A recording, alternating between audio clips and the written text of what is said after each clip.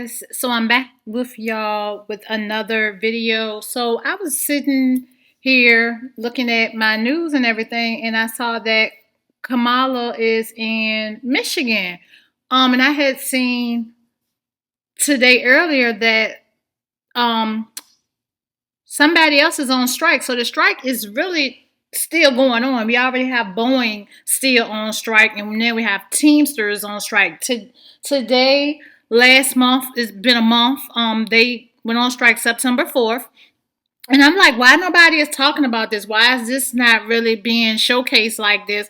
And then it lets me know probably why the Teamsters did not endorse Kamala Harris. Make sure that y'all like, comment, and subscribe. Hit the notification bell. Thumbs up this video. Let's get into it, y'all. Demanding an improved contract from Marathon Petroleum. We've been following these demonstrations all day long to raise the voices of workers who are asking to be heard. 7 News Detroit reporter Sarah Michaels went to the picket line off 4th Street, and she joins us with what workers are asking for, how the company is responding, and if this strike could impact local gas prices. Detroit Marathon refinery workers tell me that they started negotiating their contract with Marathon Petroleum almost a year ago. So the fact that they are here striking today is shocking to them. How do you feel about being on strike out here today? It's unfortunate. I feel like it should have never come to this. Jesse Dansby is one of the 270 Detroit Marathon refinery workers on the picket line here off 4th Street in Detroit. He tells me that he's been a board operator at the refinery for nearly 15 years. The strike? I didn't expect it. According to Teamsters Local 283 President Steve Hicks, the workers started striking at 5 a.m. Wednesday after Marathon Petroleum told them they were done bargaining and had given them their final contract offer. They had been bargaining since December 2023. We want union security put in the clause. We want subcontracting language that protects our workers for doing their own work. Really boils down to wages. We're all here to earn a paycheck. At the end of the day, that's why we're here. The sheer amount of workers on this picket line begs the question, will local gas prices be affected by the strike? I reached out to the head of petroleum analysis at Gas Buddy, Patrick DeHaan, to ask. Probably won't. A lot of refineries have contingencies for exactly this type of work stoppage, union stoppage. There's a lot of management positions that can fill some of those workers. DeHaan tells me that the only way it would affect gas prices is potentially if the strike went for months and months. And Marathon Petroleum says they have made contingencies. They issued this statement saying, in part, that the union has been unwilling to agree to acceptable terms and that they have implemented. Wait a minute. She just said if it goes months and months. Okay, well, we're in a month now, and I'm going to show y'all the update. There is no negotiations. They're not willing to compromise as we see here, but this is the beginning, and I'm going to show y'all the new update for the strike. And other trained Marathon employees. If they can make $17.3 billion in 3 months, they can give people a decent living wage. Workers say that this is the first marathon strike in 30 years, and they maintain that they deserve better. We want nothing more than to get back to work here. And as far as how long these workers will be out here, they tell me as long as it takes. Reporting in Detroit, I'm Sarah Michaels for 7 News Detroit. Now, isn't that wild? Why aren't we hearing about this worldwide?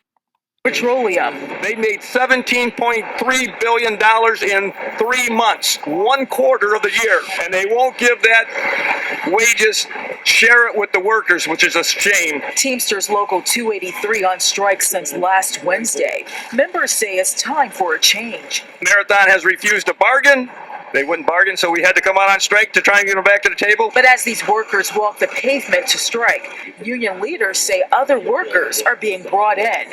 They've had scab workers in here for weeks, waiting for this, trying to push us out the door. The union alleging the work environment is unsafe. They got managers in there doing our job. very unsafe. The public needs to know that. Over time, you learn different things about the equipment you're working on that these guys aren't going to be privy to. They're definitely not in a couple weeks. Fox 2 reached out to Marathon Petroleum, and the company says the full-time trained and qualified Marathon employees currently operating the refinery are primarily local Detroit-based employees who are familiar with this refinery, along with a small group of employees drawn from our nationwide operations. In a statement which reads in part, Marathon says, "The safety of our employees, contractors, and the community remain our top priority, and we are committed to maintaining our vigilant focus on compliance, reliability, and care for the environment." But these union workers say they're willing to work. They just want to be compensated fairly. Teamsters fuel Marathon profits. That's us clocking in, punching the clock, showing up weekends, holidays, doing 12-hour shifts, 16-hour shifts. And as this strike continues, this union is asking for the public's support. Don't buy Marathon gas right now. Send them a message that you want your city safe. You don't want scab workers in there working. Bring back the Teamster certified workers. Really sad. Like I feel really sad for that. For some reason, it just makes me feel sad because unlike the other guy, the port strike person, the Tony Soprano type of person from New Jersey, that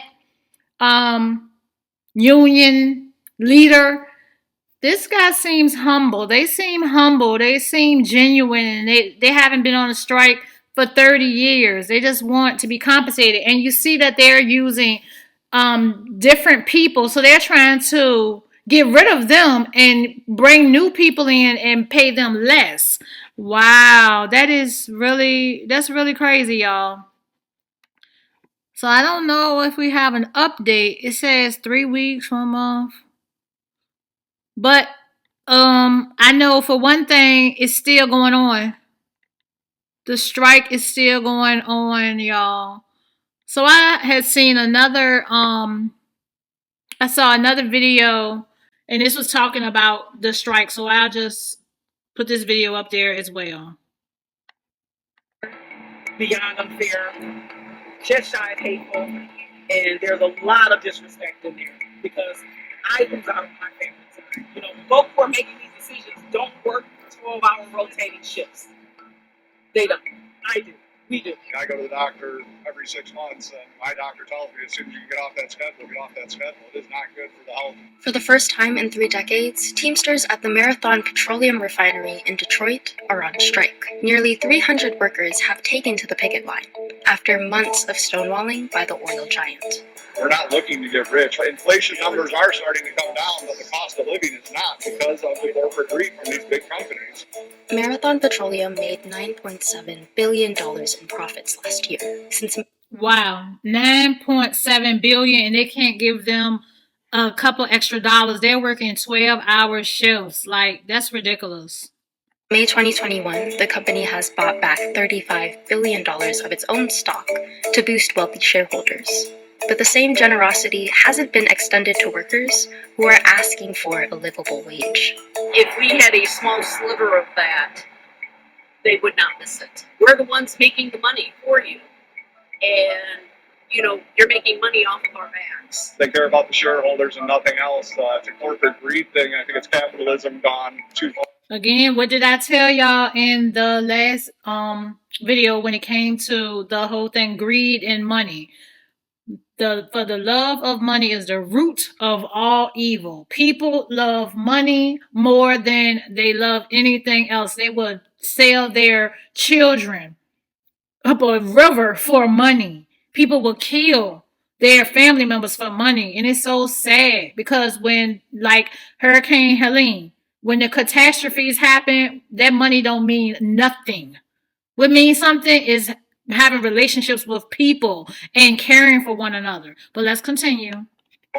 Workers are also raising the alarm about extreme workloads and unpredictable schedules, which they say the company has ignored. I'm a field equipment operator, and I've been here just under 10 years. We work 12-hour shifts, 4 days on and 4 days off. I work days. The previous week I'm going to work nights. The following, the medical field has said that rotating shifts are a detriment to a person's body. I work with people who, because of this schedule, are now in silent camps.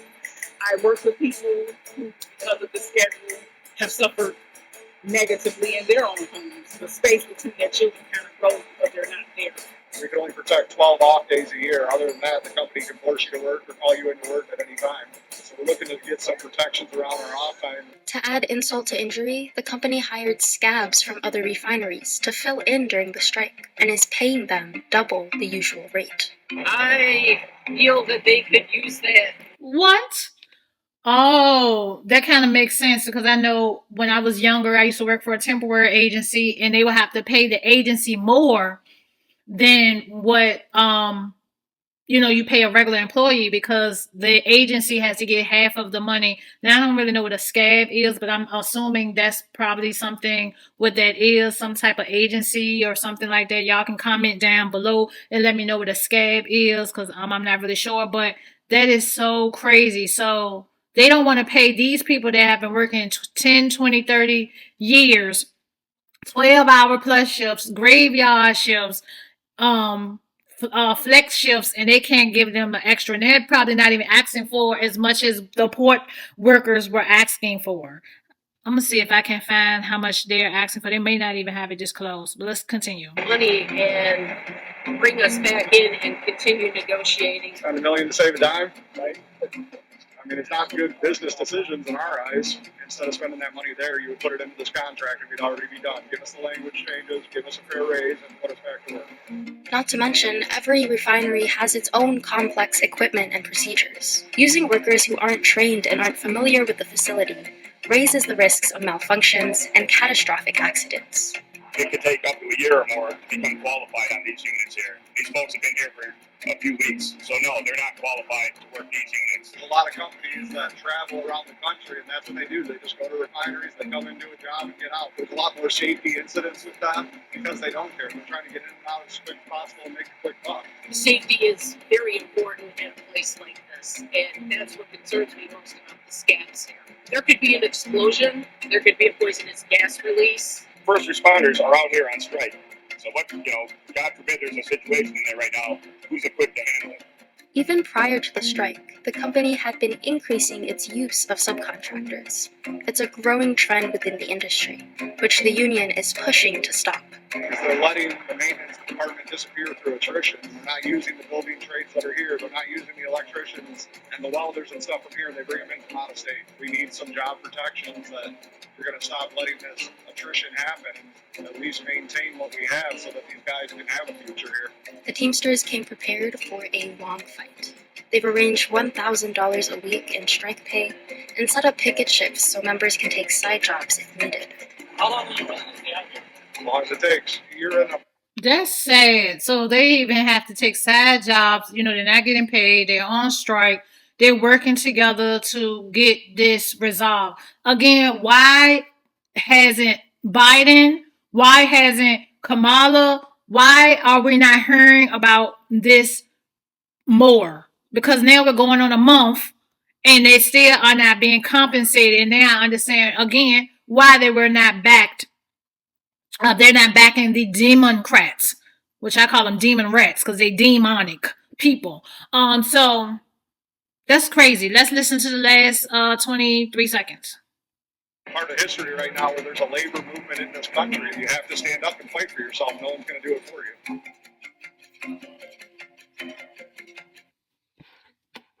And you can check out her channel, More Perfect Union. That's where I saw this at, and it just blew me away because I had no idea. I did not know anything about this. And a lot of people don't know about it, Because I like to read the comments and stuff, and people was just saying like, oh, I didn't even know, anything about this and everything like that. So, yeah, that is crazy. It says negotiations remain enters the third week. So this was 1 week ago. Let's read this right fast to get the update.